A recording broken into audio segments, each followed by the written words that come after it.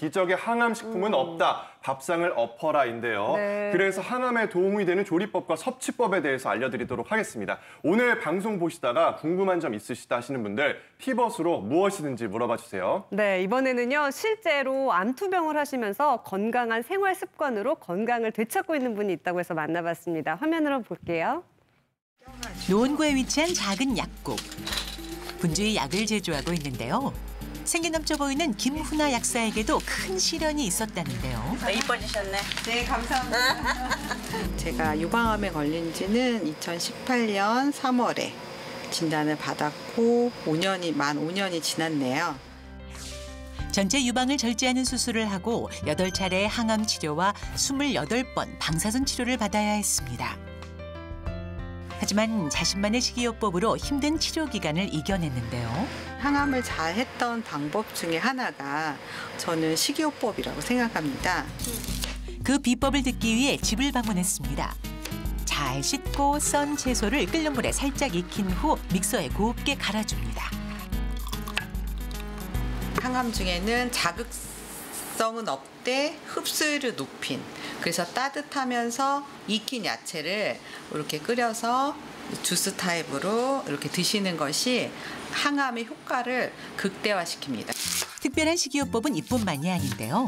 부추 같은 대표적인 항암 채소를 적극 활용합니다. 콩가루를 활용해 부족한 단백질을 채우는 건 덤이고요. 부추, 오이, 소박에는 조금 항암 중에 김치, 매운 거를 못 드실 수 있어요. 그리고 부추전은 암 환자가 먹기에는 너무 기름져요. 식혀주세요. 잘 식혀주고 참기름을 더해 고소한 맛을 더해주면 완성입니다. 브로콜리도 대표적인 항암 채소인데요. 다진 브로콜리를 달걀과 섞어 찜으로 만들어주면 맛과 영양소를 한 번에 잡을 수 있습니다. 항암 채소와 단백질을 함께 먹는 것은 치료에 필요한 체력을 유지하는 데 필수적입니다. 또 다른 항암 채소 양배추를 활용한 음식도 있는데요. 초간단 백김치.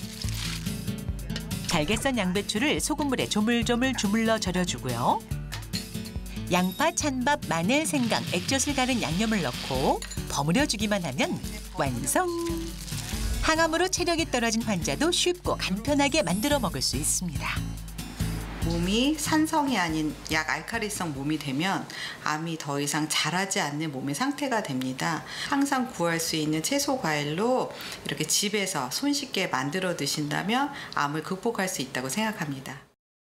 야, 저 많이 놀랐습니다. 채소만으로도 이렇게 다양하게 맛있게 먹을 수 있다는 점이 놀라웠는데 네. 자, 송 교수님, 우리 김훈아 약사님께서 양배추와 브로콜리 위주로 식단을 하셨더라고요. 이게 구체적으로 어떤 항암 효과가 있을까요? 네, 약사님께서 드신 양배추와 브로콜리 이런 것들은 우리가 이제 십자화과 채소라고 하는데요. 십자화과 채소는 꽃이 이제 십자 모양으로 있어서 이제 십자화과 채소라고 합니다. 네. 이러한 것들이 이제 미국 암협회에서는 십자화과 채소인 양배추, 브로콜리, 컬리플라워 등을 이제 지속적으로 많이 드시면 이제 암 예방에 도움이 된다고 합니다. 근데 실제적으로 왜 그러냐 하면 이런 십자화과 채소에는 글리코시놀레이트라는 성분이 있는데요.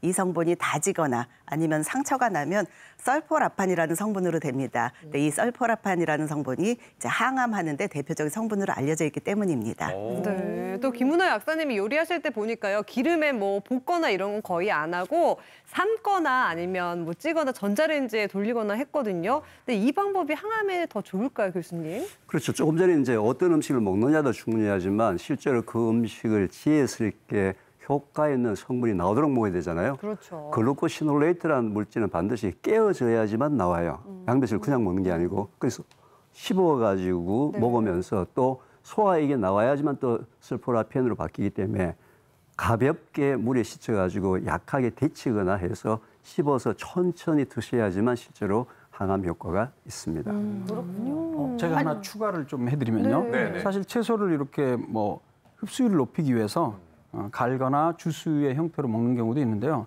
근데 과일 같은 경우에는 안에 과당이 있어서 이것을 매일매일 한 잔, 두 잔 이상씩 그 주스의 형태로 너무 오랫동안 먹게 되면요.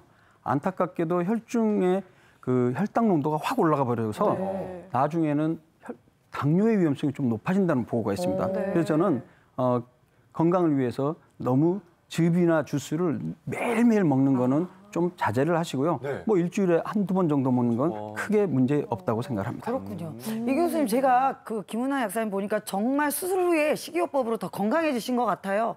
근데 이제 이게 요리하시는 걸 보면은 아까 콩가루, 네, 콩가루. 콩가루 같은 것들을 단백질로 추가하고 또 특이한 게 채소나 과일을 익혀서 갈아 드시더라고요. 맞아요. 항암에 좋은 방법인가요?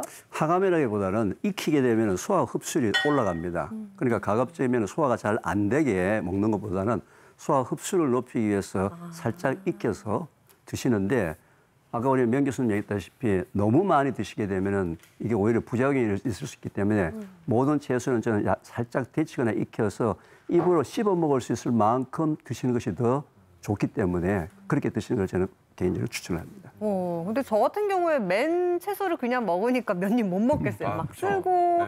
맛도 없는 것 거슬리고, 같고. 네. 그래서 견과류를 막 뿌려가지고 먹긴 하거든요. 그럼 훨씬 더 좋아서 이거는 괜찮은 방법인지 궁금해요, 교수님. 당연히 견과류를 뿌려 먹으면 어떻게 해요? 고소하니까, 그죠? 당연히 견과류를 뿌려 먹겠죠. 네. 그런데 견과류라는 것은 지방량이 워낙 많기 때문에 견과류도 하루에 일정량 이상 먹게 되면 오히려 신체에 문제가 생길 수가 있고요.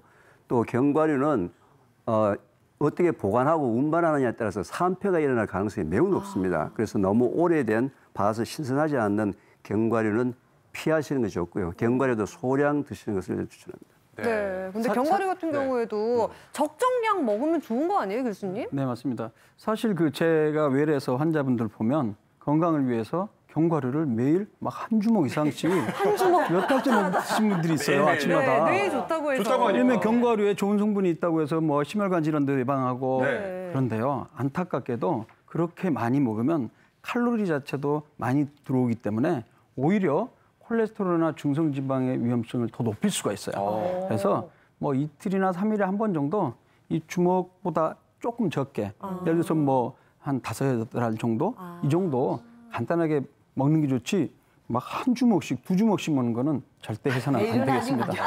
이것도 매일은 아니고 그냥 네, 격일 맞습니다. 정도로 네, 먹으면 격일. 네, 되겠군요. 맞습니다. 마찬가지로 이제 견과류 이게 또 건과일을 네. 많이 드시는 분이 있어요. 건포도 같은 네, 거요. 건과일이 너무 맛있잖아요.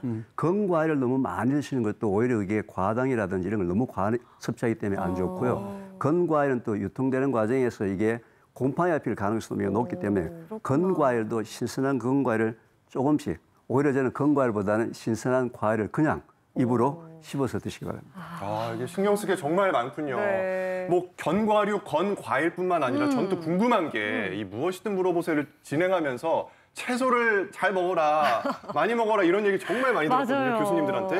근데 이게 매일매일 제대로 챙겨 먹기가 쉽지 않습니다. 그럼요. 명 교수님, 빠뜨리지 않고 건강하게 제대로 먹으려면 어떻게 해야 되나요? 답 다 아시면서.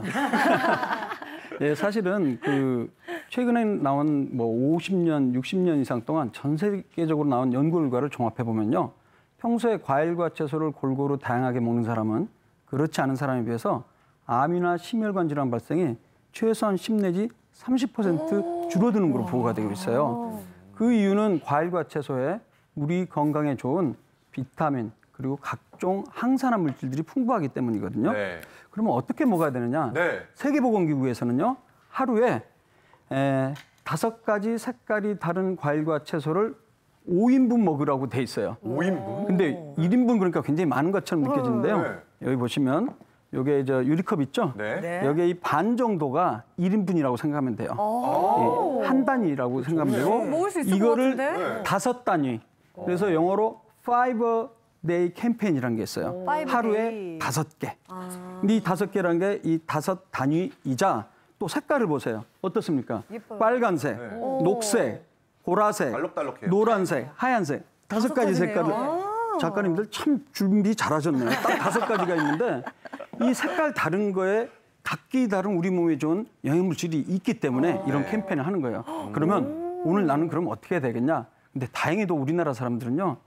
채식 위주의 식단이기 때문에 하루에 과일과 채소를 500g 이상 먹는다고 그래요. 우리나라 잘 먹고 사람들은. 있네요. 우리는 이미 충분히 먹고 있습니다. 대신에 색깔을 이렇게 다양하게 해야 돼요. 주로 녹색과 하얀색이 좀 많은데 네. 여기에 아까 얘기했죠. 노란색, 보라색 여러 가지 추가하면 더욱 건강해질 수 와, 있겠습니다. 진짜 좋은 정보네요. 그러니까요. 자, 계속해서 항암 채소에 대한 오해와 진실을 조금 더 정확하게 알아보도록 하겠습니다. 함께 보시죠. 자, 채소는 즙보다는 통째로 먹는 게 좋다. 자, 이건 O일까요? X일까요? 이 교수님, 일단 어떤가요? 통째로 먹어라. 통째로 먹을까요? O입니다. 오. 즙은 실제로 우리가 많이 먹으려고, 그렇죠, 그죠? 편하게 먹으려고. 근데 실제로 즙을 짜내고 낳는 식이섬유 있죠.